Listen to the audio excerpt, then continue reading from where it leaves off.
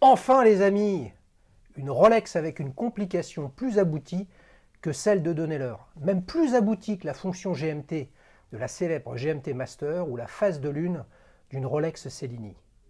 Le quantième annuel aux portes de la complication ultime horlogère, le quantième perpétuel. C'est avec beaucoup d'excitation que j'accueille Cédric. On va voir s'il nous envoie au 7e ciel avec sa Rolex Skydweller. C'est parti dans un nouvel épisode de Petite Montre entre amis.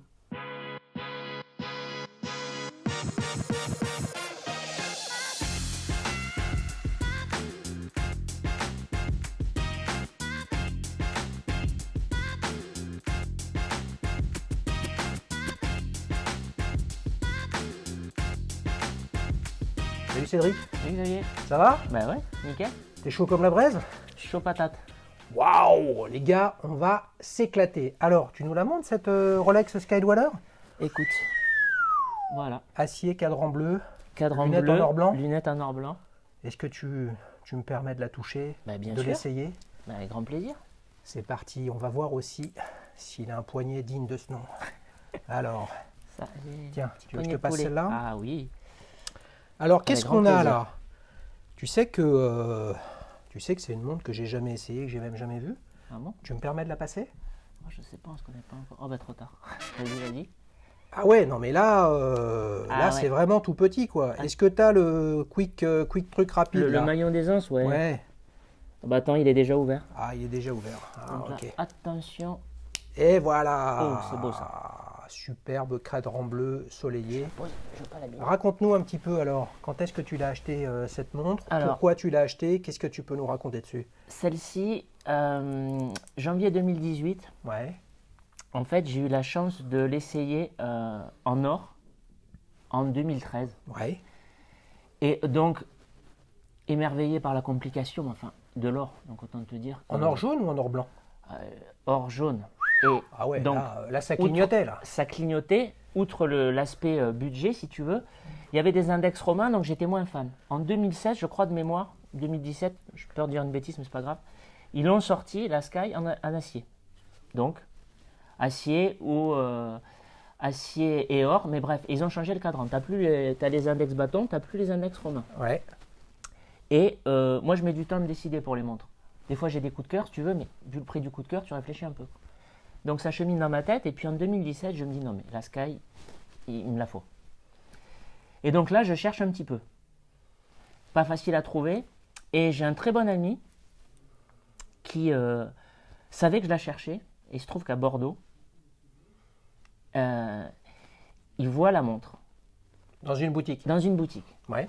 Bon, et grâce à lui, je peux obtenir cette fameuse montre et je vais la chercher en janvier 2018. Ouais. C'était celle que tu voulais. C'est Parce celle que je pour le voulais, coup, il y a- configuration, cadran bleu, tu vois, je l'avais jamais vue en vrai. Mhm, Parce ok. que, c'est un peu une licorne hein, cette montre. Ouais. Mais ayant la chance d'avoir d'autres Rolex, je savais que, enfin je connaissais le bleu du cadran, tu vois, il n'y avait pas de souci. Donc tu prends le train, Donc je prends le train, direction direction Bordeaux. Bordeaux, Ouais, dis tu arrives dans bonjour, la monsieur. boutique, tu dis bonjour. Ouais, et voilà, j'achète la montre. sans aucune hésitation. Ah non, aucune. Bon, à tel point que je suis un peu bavard, le monsieur aussi. J'ai failli rater mon train du retour, hein, parce que je rentre à Paris le soir même. Ouais. Mais bon, c'était pas grave. Donc, non. Et comment dire? Alors en plus, j'étais parti avec une autre montre au poignet, Mhm. parce que j'aime pas, je me sens tout nu sans montre. Donc, ce qui fait qu'après, dans le train, j'ai mis l'autre montre dans la poche, hein, tu vois, parce que quand j'en ai à chaque poignet, ça fait un peu. Hein. Ah, il y en a qui aiment les amis, vous en avez déjà vu, vous, des gars qui se portent avec une montre, qui portent une montre à chaque poignet, hein, on sait jamais. Donc, voilà. Par Ok. discrétion quand même. Hein, Ouais, dans bien le- sûr, non mais Dans le TGV. t'as raison. Quand tu dis que tu as plusieurs Rolex, comment dire, t'as d'autres marques où on pourrait te qualifier, attention là, c'est une provocation hein, de Rolex fan. Non, j'aime beaucoup Rolex, mais j'ai d'autres marques aussi. Ah, c'est bien. Donc t'es pas, Non, je suis t'es pas. t'es pas buté borné Non, sur non, sur le sujet. C'est cool.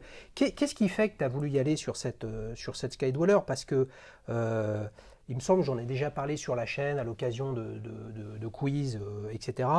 C'est un petit peu un ovni, c'est-à-dire que voilà, Skydweller, ça rappelle en termes de nom la Sea Dweller. On pourrait se dire c'est une montre professionnelle, mais en fait c'est pas vraiment la gamme professionnelle. Elle est pour autant, elle est grosse pour une montre habillée. Voilà, qu'est-ce qui t'a plu dedans? Alors, déjà, les complications, parce que c'est un quantième manuel, mais aussi, tu as un deuxième fuseau, donc GMT. Ouais. Le cadran, que franchement, je peux rester absorbé par la contemplation du cadran. Et le fait de se dire que c'est quand même une prouesse technique, parce qu'on peut reprocher au Rolex que c'est des montres utilitaires, professionnelles, solides, mais finalement, c'est des montres simples. Tu es d'accord? Ouais. Mais finalement, pas finalement, ce sont des montres simples. Ce sont des montres simples. Hein. Je veux dire, dans les années 50 ou 60, il y a fort longtemps, ils ont fait quelques complications, c'est plus le cas aujourd'hui. Il y en a peu, des vraies complications. Et celle-ci, c'était une vraie complication. En sachant que ma première Rolex, je ne l'ai plus, je l'ai revendue malheureusement, pour financer d'autres montres. Mais c'était une GMT Master 2, que j'ai achetée en 2009. D'accord. Donc j'aime aussi beaucoup les montres GMT. Ouais.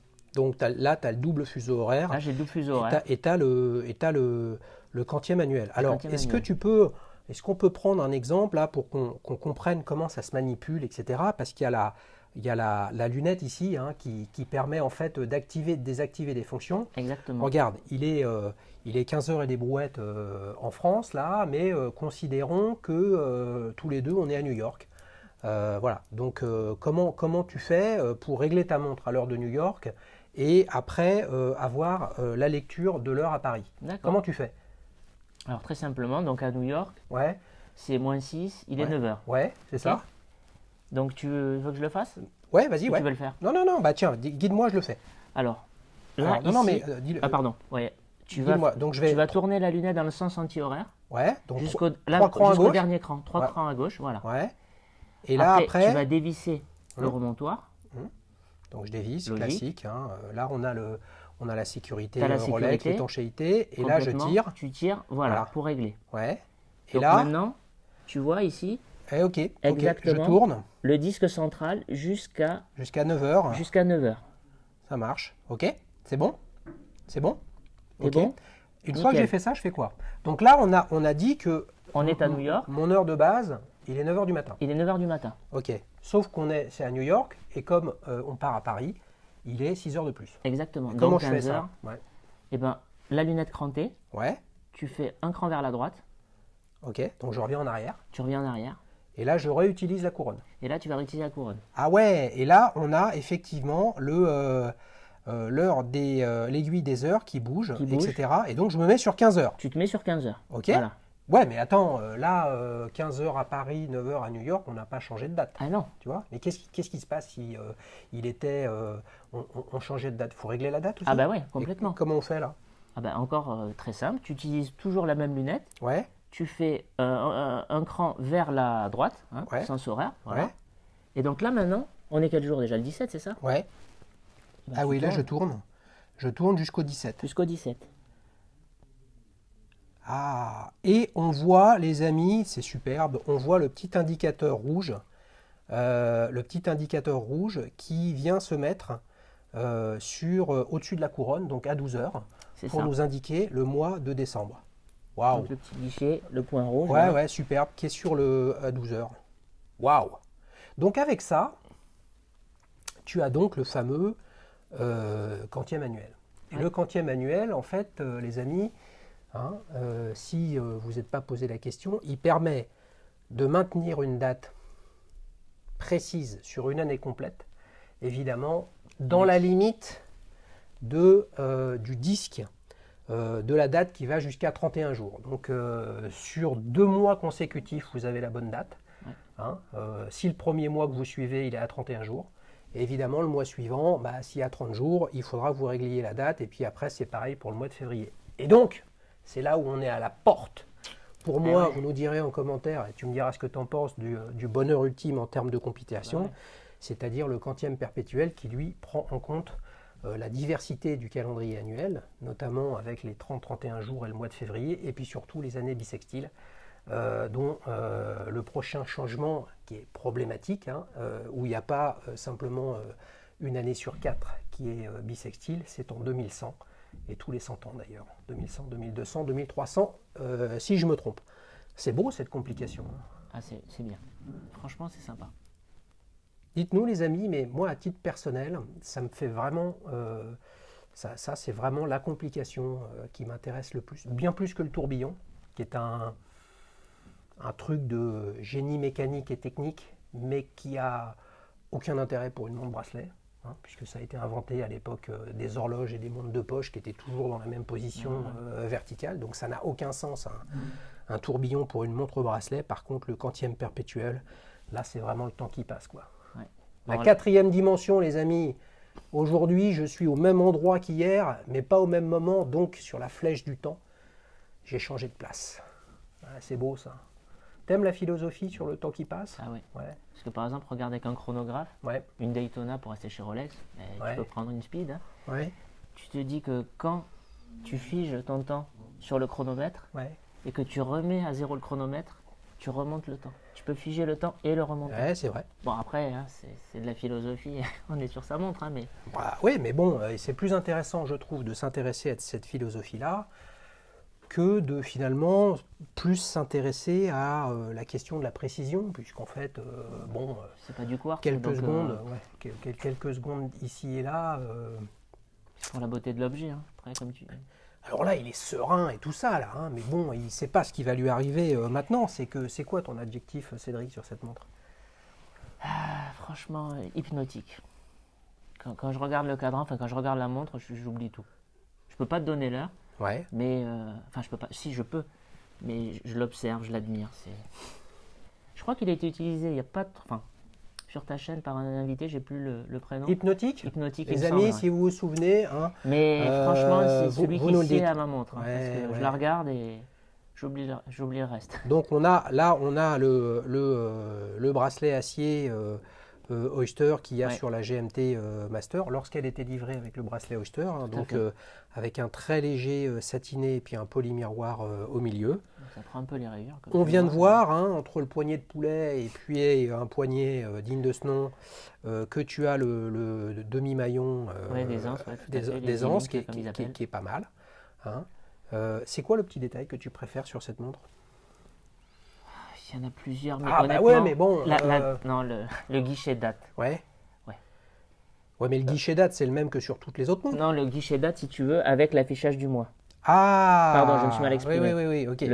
Pas le guichet date. Non, le mois. C'est-à-dire que quand je l'ai eu au début, tu sais, le soir, j'attendais minuit quelques secondes pour savoir quand le changement allait se faire. Ouais. Parce que les mois en 31 et 30, comme il les gère, ça changeait. Et bon, ça me fascine.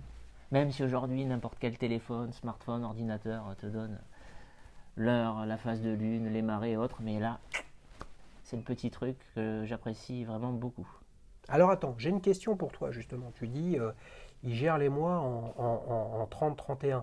Il sait gérer les mois sur le disque, sur le petit guichet des mois qu'il y a sur les index des heures. Par contre, sur le guichet date, il ne sait pas? Non. Si, Pardon, mais je veux dire, on reste sur un quantième annuel, pas perpétuel. Donc il gère le 30-31, mais il ne gère pas le mois de février, les années bissextiles et autres. Ok. Mais parce que justement, tu as un mouvement assez... D'ailleurs, tu vois l'épaisseur de la montre. Ouais. Vraiment complexe, avec plusieurs disques qui s'articulent pour justement gérer les 30 et les 31. Donc ça veut dire que là, si nous étions... on va le faire différemment. Nous sommes le... comment dire, au mois de décembre, mi-décembre. Il y a 31 jours au mois de décembre. Donc...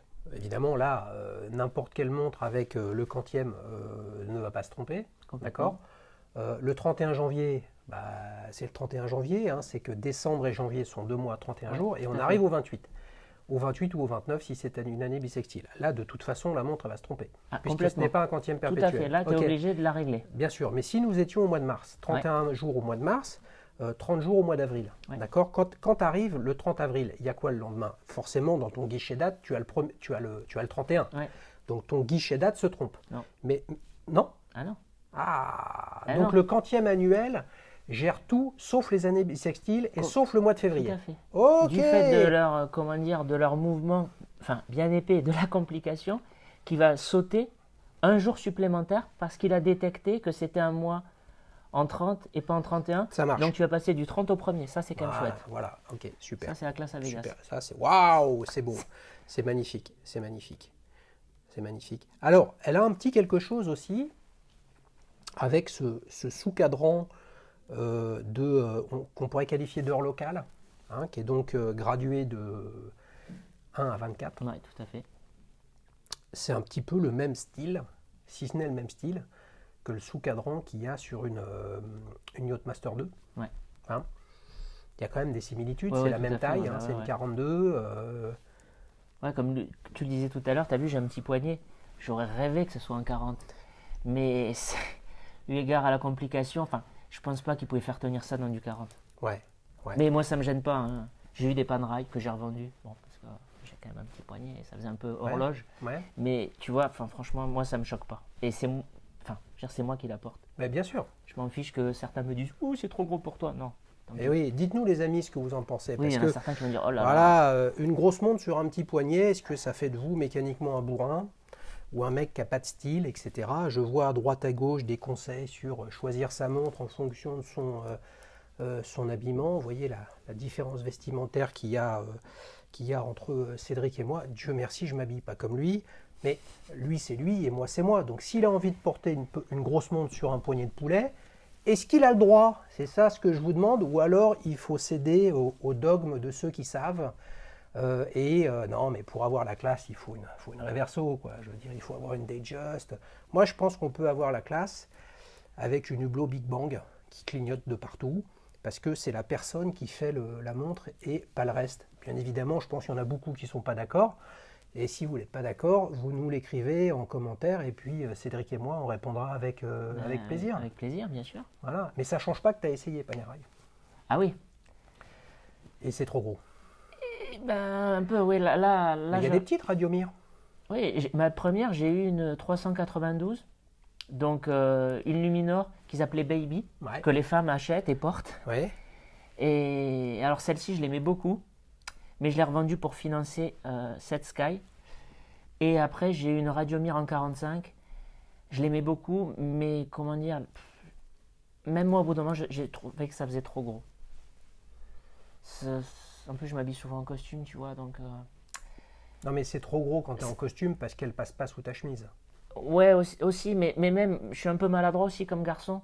Donc, je les porte, les montres. Hein. Donc, ça se raye, je prends le métro, tu vois. Mais en 40, je la tapais. Ouais. Oui, mais il faut dire que la grosse Luminor, c'est une montre qui tape. Hein. Et c'est pas une 47, tu vois. J'ai pas le poignet. J'ai des copains qui avaient des 47, j'ai essayé, mais je me suis dit non, je peux pas prendre une 47. J'ai un trop petit poignet. Mais bon. Bon, grosse maille, combien ça coûte une Skydweller comme ça? Alors écoute, moi, quand je l'ai acheté, elle valait 13 500. Ouais. Bon, c'est déjà pas donné. Neuve? Neuve. Ouais.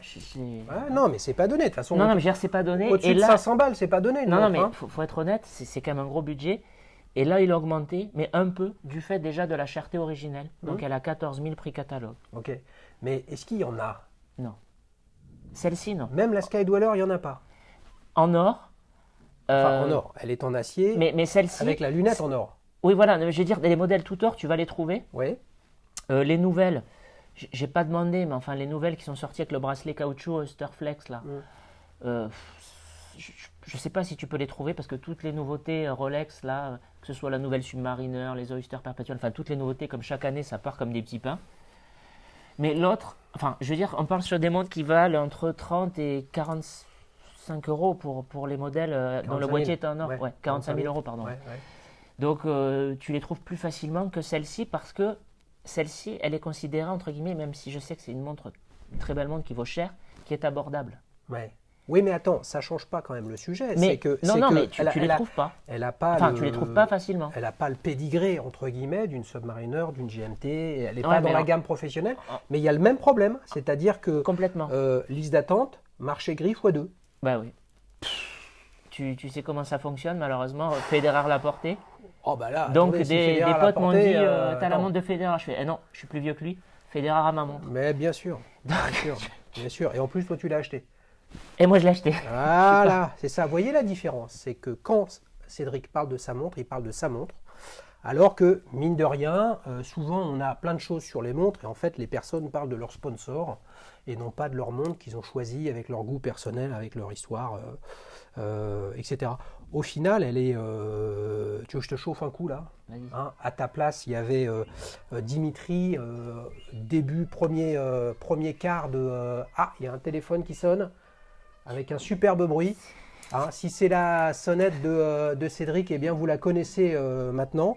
Dimitri était à ta place avec une Rolex Seedweller Deep Sea James Cameron. Eh bien, elle est aussi épaisse. Hein.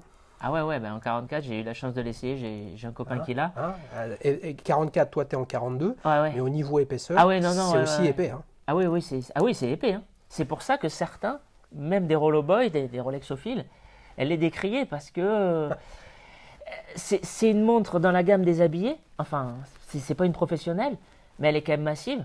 Elle a elle a 2 complications comme des pros. Donc, en gros, j'ai des copains qui m'ont dit elle est bâtarde. Voilà. Ah ouais, non mais ça, mais bon, c'est les goûts, les couleurs. Hein. Oui, bien sûr. Bah, oui, mais cela dit... Si tu veux, voilà, les puristes des professionnels Rolex vont dire ah ouais, non, c'est une Rolex. Ah non, mais c'est pas une pro. Hein. Non, mais elle est moi, je trouve, effectivement, conceptuellement, elle fait ni... y a c'est du en même temps, dirait notre président. Voilà, elle est en même temps Datejust, lunettes cannelées. Voilà. Et en même temps, Rolex professionnel. Mais d'un autre côté, c'est ce qui fait que elle suscite peut-être plus d'intérêt auprès des gens que tu côtoies, qui la voient. Elle est moins reconnue, elle est moins reconnaissable, tu es plus tranquille avec. Et comme personne ne reconnaît que c'est une Rolex, on ne demande pas si elle est fausse. Complètement, ça c'est vrai. Tu passes sous le radar, t'es tranquille. Vous vous rendez compte ça? Mais je comprends pourquoi cette montre. Elle a des cadrans d'autres couleurs, cette version acier. Tout à fait. Tu as bleu et tu as quoi d'autre? Tu as blanc, ouais. Tu as noir. Ouais. Et c'est tout pour ce qui est acier. Oui. Après, tu as d'autres cadrans pour les modèles or ou bicolore. D'accord, ok. Mais, pardon, si je peux. Bah, c'est bien sûr. On m'avait proposé un AD parisien avant d'avoir celle-ci, donc en septembre-octobre 2017, une cadran noir. Ouais. Je l'ai vue et j'ai décliné. C'était vraiment la bleue que je voulais. Ouais. T'as un cadran soleillé aussi? Ouais, le noir soleillé. Ouais, et qu'est-ce qui t'a pas plu dessus? Eh ben, j'avais trop de montres à cadran noir. Et j'aime beaucoup le bleu. Ça se voit, j'ai une petite cravate bleue, hein, chaussettes bleues. Mais je voulais le cadran bleu.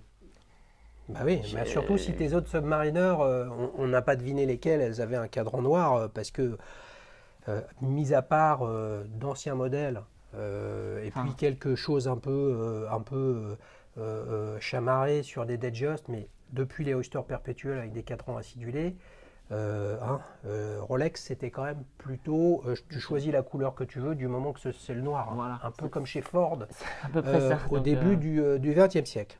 Eh bien écoute, c'est très cool, je te la rends. Merci. On va enchaîner sur la séquence souvenir. Alors, tu nous as dit que tu avais 45 ans. Ouais. C'est pas mal. C'est pas mal. Est-ce que tu te souviens, parce que là ça commence à dater, hein, est-ce que tu te souviens comment tu as un peu démarré ou qu'est-ce qui fait que tu es devenu fan, passionné, intéressé, collectionneur, je ne sais plus quel est le terme de montre. Depuis tout petit, ouais. J'avoue, j'ai oublié quelle fut ma première, tellement c'est loin. Ouais. Mais mon père aimait les montres. Alors lui, dans un niveau, on va dire, plus accessible.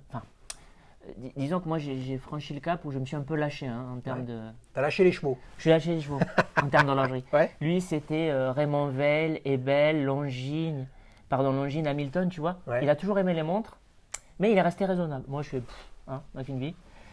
Donc, depuis tout petit. Et il se trouve que mon grand-père aussi, il aimait les montres. Lui, c'était plus des Casio, des Seiko, Quartz, tu sais. Mais assez habillé, finalement sobre. Donc, j'ai toujours baigné dans les montres. Je me souviens, je fais anecdote, désolé Michel Drucker. Hein. Ouais. J'étais dans une famille catholique, mais j'étais pas trop chaud pour faire ma première communion. Ouais. Mon père m'a dit si, fais ta première communion, tu auras des cadeaux. Donc là, j'ai demandé une Swatch offerte par mon parrain, que j'ai toujours. Ouais. Bon, tu l'as ramenée? Non, non. Je suis toulousain, moi, elle est chez mes parents. Ouais, non, mais là, tu démarres à -1 sur le quiz, là. Ah, je suis en négatif, je savais. Ouais. Non, mais Swatch, ça, c'est le confinement. Hein. Ouais, non, mais 45 ans Swatch. Et donc, la première dont je me souviens, j'en ai eu d'autres avant, à 7-8 ans, j'ai toujours une montre au poignet. Moi, je me sens tout nu si j'ai pas de montre. Hein. Autant je peux oublier mon téléphone chez moi, je m'en fous, à peu près. Mais si j'ai pas de montre, il y a de fortes chances que je fasse demi-tour. Ça marche. Donc voilà. Après, qu'est-ce Pour qu'il y a? Swatch. il Et puis y a alors la eu- première dont tu te souviens où tu te dis, ça y est, t'es passé d'un objet, d'un outil qui donne l'heure, parce que mine de rien, et oui les amis, à 45 ans, fut un temps, il n'y avait pas d'électronique. Hein. Non, bah non. Les ordinateurs étaient gros comme des armoires. Dans les années 80. Donc ouais. il fallait une montre. Mais la première montre dont tu te souviens, qui certes te donnait de l'heure, mais que tu n'as pas acheté pour ça, tu as plus acheté pour autre chose, le plaisir, le design, la réussite, ton envie de montrer que ça y est, tu gagnes ta vie. Ben, Enfin, c'était quoi? pas trop ça parce que c'était une G-Shock. Ouais, J'étais encore étudiant ouais, et je l'ai acheté à Londres ouais, alors que j'étais en stage. ouais. Donc comme je fais pas mal de VTT aussi, je voulais une montre robuste. Tu l'as encore cette G-Shock? Je l'ai encore. Ah bah c'est cool ça, c'est bien. Donc Donc tu es un grand fan de Casio. ouais, j'aime bien. Et elle n'était pas à moi, mais j'ai eu la chance quand j'avais 12-13 ans, quand la montre de Marty McFly est sortie, Ouais, la Casio calculatrice. ouais, J'ai un ami de mon père qui revenait d'un voyage au Japon, qu'il avait acheté pour lui et qui me l'a prêté, déjà pour que je lui règle, parce que mon Ouais, bien emploi sûr. était en japonais. Bon. ouais. Et j'étais Ouais, déjà un peu. Tu parles japonais? Non, mais je suis un peu un geek. Ouais. Donc en tripotant la montre, je l'avais. Ouais, select, mode et tout ça. Exactement. Ouais, ouais. Et donc après, quand j'ai travaillé, je me suis payé une Baume et Mercier, toute simple, Ouais. Hampton, à Ouais. quartz. Bien sûr. Mais ma première jolie montre habillée. Enfin, Ouais. jolie montre. Belle montre, payée avec mon argent, enfin, du fruit de mon travail. Ok. Pas un cadeau ou autre. Ça, tu sais. c'était la Baume et Mercier. Ça, c'était la Baume et Mercier, À quartz. à quartz. Donc, Casio G-Shock à quartz. Première montre habillée, fruit de ton travail, la fin de tes études, ça y est, tu gagnes ta vie. Voilà. Baume et Mercier quartz. Et première auto, mécanique. Auto, c'était Auto ou mécanique, un peu importe. Alors, auto à moi, parce que sinon mon père m'en prêtait, mais c'est pas la mienne. Une Tag Heuer Monaco en 2003. Ok. Première auto. Ouais, Cadran bleu, hein, Ouais. bien sûr, déjà. bien sûr. Parce que tu sais, les Monaco, tu as des cadrans noirs. Bien sûr, ouais, il y a Mais oui, il y c'est a du sacrément choix, décliné. Hein. Mais voilà, à l'époque, c'était un peu plus restreint. Mais moi, c'était cadran bleu avec bracelet bleu marine. Et elle est restée à mon poignet. Et j'ai dû malheureusement m'en séparer pour financer ma première Rolex. Mais bon. Tu as vendu une Tag Heuer Monaco. Il a vendu une Tag Heuer Monaco, les amis, pour acheter une Rolex. Pourquoi pas? Mais Pourquoi pas? C'est la vie. Mais il y a des trucs, hein, il y a des trucs plus difficiles dans la vie que d'être comme ça, tout stressé sur Rolex. Mais tu nous l'as expliqué, il n'y a pas que Rolex dans la vie. Gros smile, les autres marques que tu as? Swatch, Ouais, Seiko, ouais, Casio, ouais, donc Baume et Mercier. ouais. Et puis, non, j'ai plus de panerai, j'ai plus de tag. Ouais, Et spoiler alerte, ouais. peut-être bientôt, enfin, Ah, 4-5 mois, ouais. une petite speed. Aïe, aïe, aïe, aïe, aïe, je sens qu'il va nous parler de la Speedmaster dans la séquence ta prochaine montre. Ça y est, tu as vu qu'on est les 2 premiers épisodes de Watch Out sont passés, ça t'a plu? Écoute, je sais que tu vas me gronder, j'ai pas pu voir le deuxième. Aïe, aïe, aïe. Mais le premier, j'ai adoré. Ah, bah oui, bah Même ma écoute, chérie, elle a kiffé les présentations. Avec non, Richard Mille, je peux pas, Kardashian non plus. Notre ami astronaute, j'ai du mal avec les prénoms, Jean-François, Jean-François Clairvoy. Clairvoy, voilà, enfin, bien voilà. Eh ben écoute, je te conseille C'est canon. je te conseille un truc, hein, c'est regarde vite l'épisode 2, puisque les amis, dimanche 18h, le 20 décembre, 3e et dernier épisode de Watch Out Omega Speedmaster avec l'épilogue. Est-ce que Marie va être contente de la montre que je lui ai trouvée? Vous l'apprendrez dimanche à 18h. Eh ben écoute, tu sais quoi? Est-ce que ça te va si on passe au quiz maintenant? Allez, Allez, c'est parti les amis pour le célèbre quiz. Alors, Cédric, je sais que tu as bossé, hein, et il m'a dit qu'il avait bossé, il a plusieurs Rolex et tout ça, donc je me suis dit, waouh, faut que j'envoie du pâté sur les questions. Mais honnêtement, tu as ta chance. Donc, tu es prêt pour 3 questions? allez, Allez, je suis prêt. cherchez l'erreur parmi ces 3 affirmations sur la Skydweller. Ah, c'est cadeau ça. On va voir. Normalement, Avec c'est toi, je me cadeau. méfie, Quoi, hein. Réponse A, donc je te donne 3 affirmations, D'accord, l'une est erronée. ok. Réponse A, son calibre possède une réserve de marche de 42 heures. Réponse B, c'est le dernier lancement réalisé par Rolex. Réponse C, elle est équipée de la même lunette Ring Command similaire à la Yachtmaster? Réponse A, elle a une réserve de marche de 72 heures. Et oui, donc la réponse A, 42 heures, 42 heures, c'est faux. 72 heures. 72 heures. Et, ouais. Et tu as en tête comment il s'appelle ce calibre? C'est le 9001, le C'est ça, Saros. Le Saros, le fameux Saros. Alors, ce que j'ai trouvé très intéressant, les amis, dans cette question, c'est que la Skydweller a été lancée en 2012. Ouais. Nous sommes en 2020.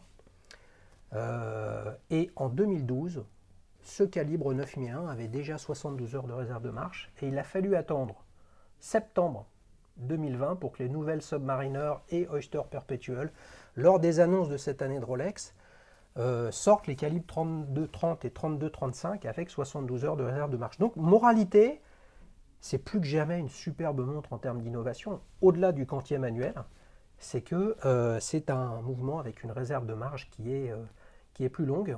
Oui. Assez logique, ou en tout cas intéressant. C'est que l'idée quand même, c'est que cette montre, elle te donne une date plus précise sur la durée. Donc, si tu avais une toute petite réserve de marche, c'est un coup à ce que ce quantième manuel ne serve pas à grand-chose. Exactement. Waouh! Et le surnom de ce calibre 9001, c'est Saros? C'est le Saros. Ouais. Saros, ça veut dire quoi? Alors, c'est un mouvement... Pardon, c'est une référence de l'astronomie, le temps des Grecs. C'est un cycle de 18 ans, Ouais, c'est ça. au cours duquel les planètes, le Soleil, la Lune et la Terre s'alignent. Ouais, tout à fait. Donc, petit hommage, ils ont... Tout à fait. Après, on parlait tout à l'heure du mouvement, c'est dans la complication. C'est très compliqué. Enfin, il y a plusieurs disques. Il y en a un qui est censé représenter le Soleil, l'autre la Terre. Et les engrenages et les rouages font que, voilà, 30 ans, 31. Mais bon, là... Saros, les amis, comme quoi Rolex sait faire autre chose que nous donner l'heure. C'est beau, je vous chauffe. Hein. Alors, bravo, tu mènes 1-0, Cédric. Donc là, tout peut t'arriver, t'es tranquille. Tu vois, tu repars pas avec Fanny au bar. Ouais, non, Hein, heureusement. alors, deuxième ça. question que j'ai concoctée pour toi.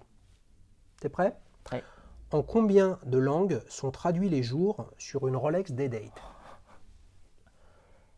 Une langue, 4 langues, 26 langues. Hein, donc le guichet du jour de la semaine, Monday, Tuesday, bon voilà. Ça c'est en anglais, lundi, mardi.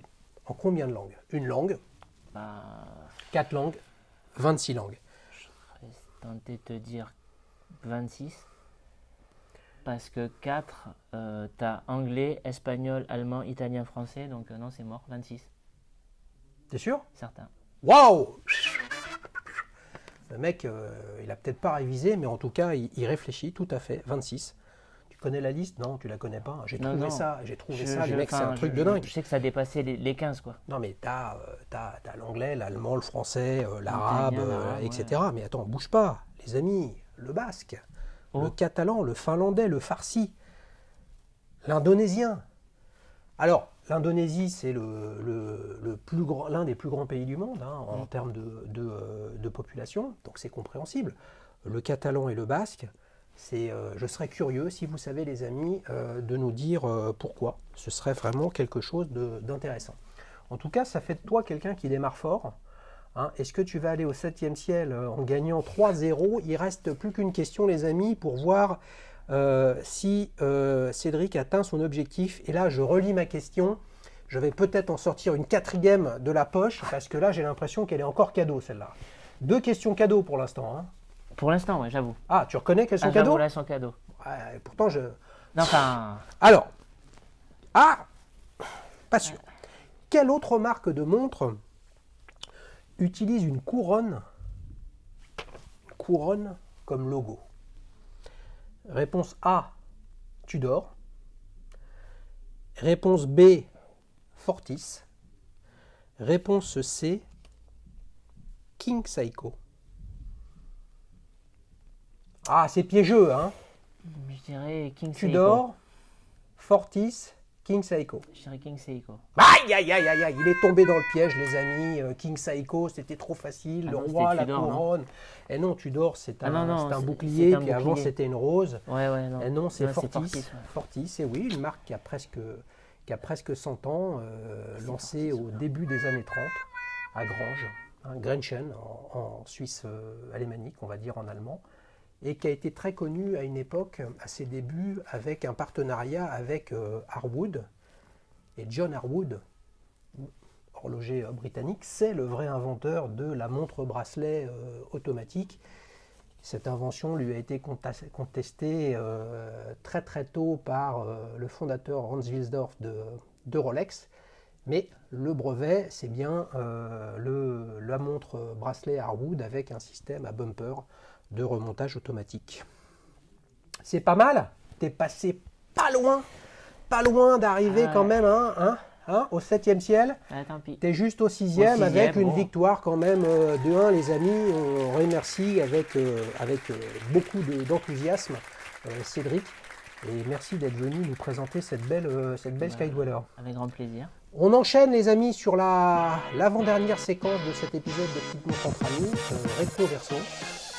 Tu sais, c'est une façon d'essayer d'en connaître un petit peu plus sur l'invité. Qu'est-ce que tu as? Tu as d'autres passions que l'horlogerie, que les montres? Ouais. C'est vrai? Oh là là, roulement de tambour, il le dit avec une petite voix. Bah ouais, c'est quoi, un peu alors François Pignon. Ah, Les souliers, les cravates. Ah ouais, non mais François Pignon, il était dans les allumettes lui. Ah ouais, mais bon. Ah ouais, donc qu'est-ce qui te plaît toi? Bon, honnêtement, les souliers, les cravates. Ouais, mais c'est pas possible. Alors, est-ce que ça te va si on Après, parle moins de souliers? Parce qu'on a déjà eu des invités qui nous ont parlé de chaussures. Chaussures en cuir, sneakers, Non, mais le VTT etc. aussi, enfin des tas de trucs. Ouais, mais les cravates par exemple, Ah, les cravates? c'est quand même un peu désuet comme truc. Cela dit, comme une montre mécanique, les amis. Hein. Ouais, mais... Mais tu portes tous les jours une cravate? Non, pas tous les jours, mais le plus souvent, autant que faire se peut. Ouais. Même si effectivement, aujourd'hui, la société est plus décontractée, tu peux... Comment dire, tu peux aller travailler, j'ai des collègues, ils sont en t-shirt, hein. Ouais. Moi aussi quand il fait très chaud, Ouais. mais j'aime bien mettre une cravate parce que j'aime la soie. Ouais. Non mais... Oh, c'est pas grave, hein. Ça finit. Ouais. Non mais tu vois ce que je veux dire, il y a des copains, ils me taquinent, ils se moquent même de moi. Ouais. Ils m'ont dit, mais pourquoi tu t'habilles comme ça? Je sais pas ce que j'aime. Bah oui. Mais enfin, tu vois, je dissocie, ça fait un peu philosophique, mais il y en a certains qui vont te dire la cravate, alors soit c'est l'aliénation de l'homme, ok, mais je dissocie la fonction et l'objet. J'aime les cravates parce qu'elles sont belles, tu vois.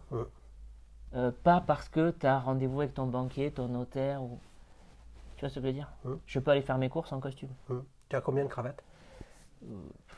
50, 60. Waouh, 50, 60. Mais c'est pas les beaucoup, hein. amis. Enfin, j'ai des copains qui en ont beaucoup plus.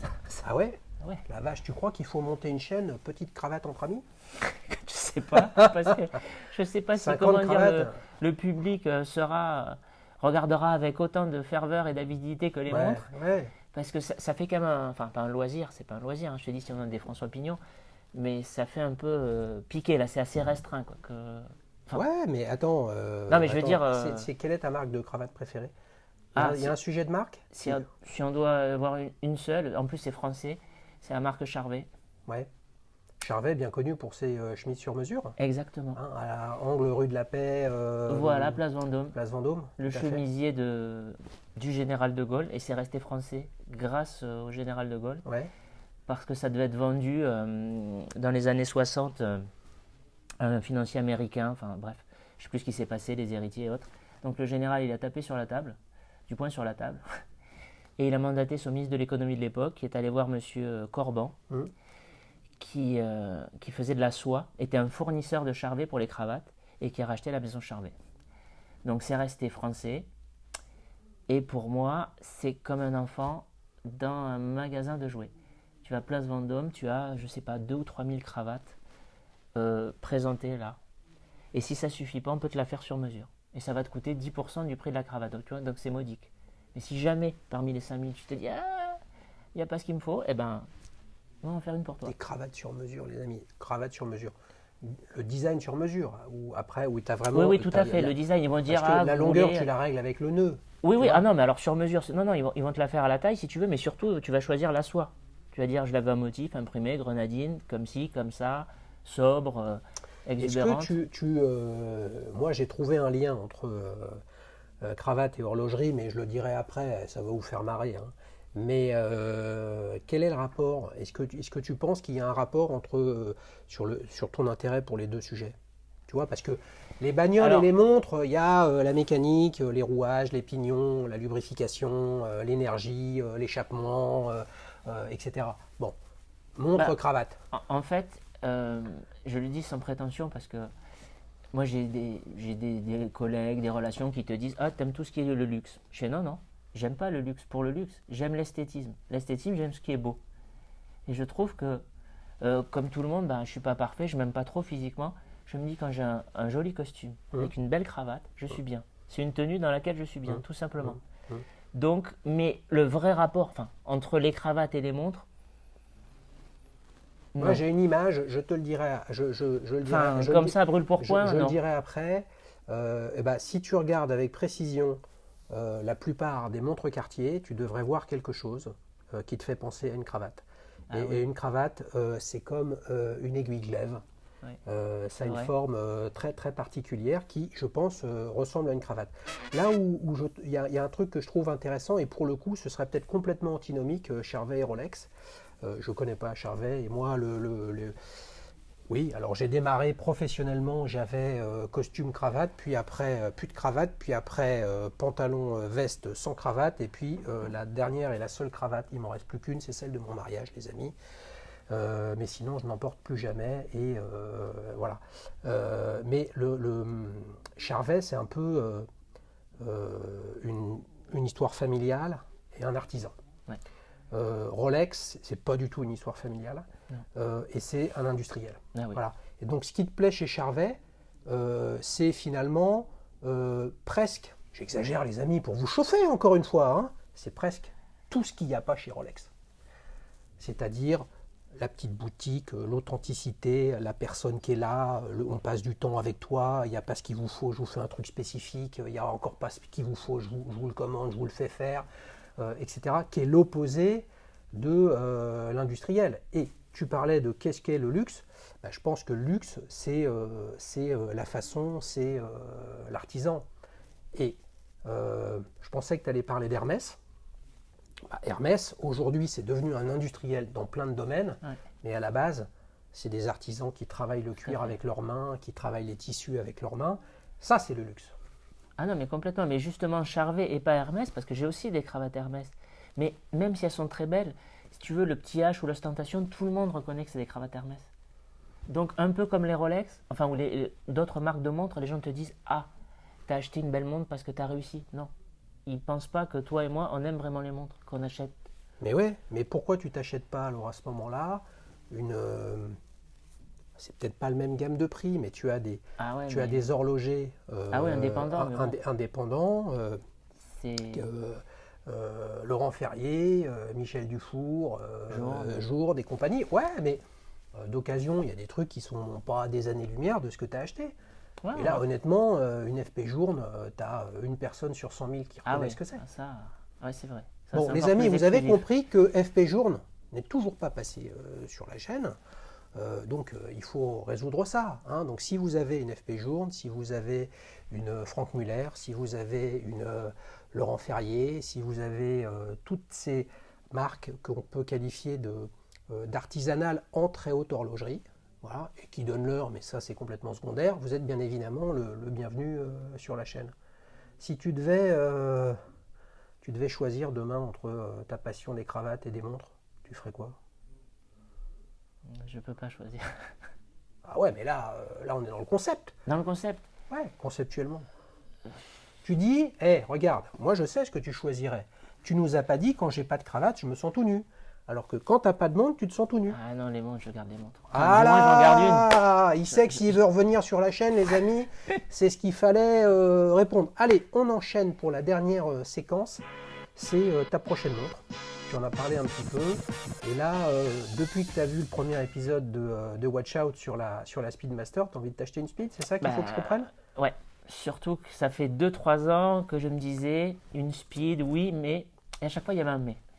Et là, il se trouve que j'ai un ami qui va peut-être vendre la sienne. Ouais. Alors, je ne suis pas aussi calé que toi en speed, hein. Mais c'est une des années 90, enfin 96. Donc, les index commencent à être patinés et tout. Et il va peut-être la vendre. Il en a beaucoup, lui, des speeds. Hein. Donc, mais tu achètes pas d'occasion. Ah ouais. Et attends, on n'en a pas parlé, mais ta Sky, elle est neuve. Oui. T'achètes plutôt neuf d'occasion ou ça dépend? Ça dépend. D'accord. J'ai acheté une Rolex Pepsi, donc 16710 à un ami, Ouais, parce qu'elle date de 2003, ouais, et je l'ai acheté en 2013. Donc, ok, enfin, ok, ok. mais neuve si c'est un modèle, enfin, si possible, si c'est un modèle récent au catalogue, Mhm. puis si c'est quelque chose qui est plus ancien, bah forcément d'occasion. Ouais.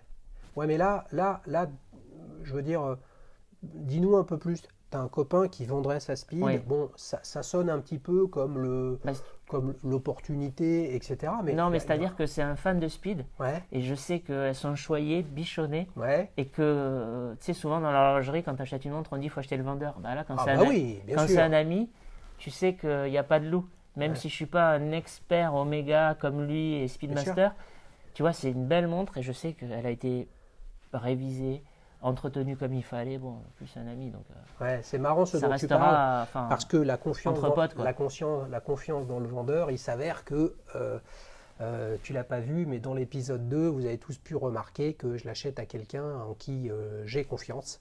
Et dans l'achat ou la vente de montres d'occasion, la confiance envers le vendeur, qu'est-ce qu'il a fait avec, pourquoi il la vend, il a envie de la vendre à qui, etc. Je pense que, ça fait partie du plaisir d'acheter d'occasion, que ce soit de l'occasion simple ou du vintage, c'est vraiment essentiel, je pense, de se dire une montre change de poignet et puis elle va vivre une histoire différente au poignet d'un autre et se projeter dans la future histoire de sa propre montre quand on la vend. Moi, je trouve ça pas mal. Bah, tu sais, je te parlais de la Panerai tout à l'heure à 392.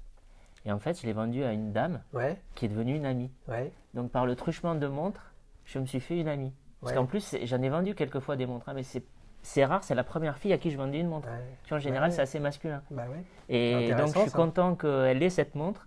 Et je sais que si un jour je veux la racheter, elle a toujours, donc elle me la revendra peut-être, mais enfin, de temps en temps, elle me la prête, je la porte, tu vois, ça reste entre amis. Tu sais que la PAM 392 n'est pas passée sur la chaîne, donc si elle veut venir, les amis, je suis désolé, c'est une chaîne quasiment exclusivement masculine. On n'a que Mounia qui est venu nous présenter sa Patek Philippe Calatrava, mais la réalité, c'est que 100% des invités qui viennent sur la chaîne, c'est eux qui se manifestent. Donc j'ai peu de filles, j'ai pas de filles qui se manifestent. Si vous en connaissez, si vous qui m'écoutez, vous avez envie de venir raconter votre histoire de montre, eh bien c'est le moment.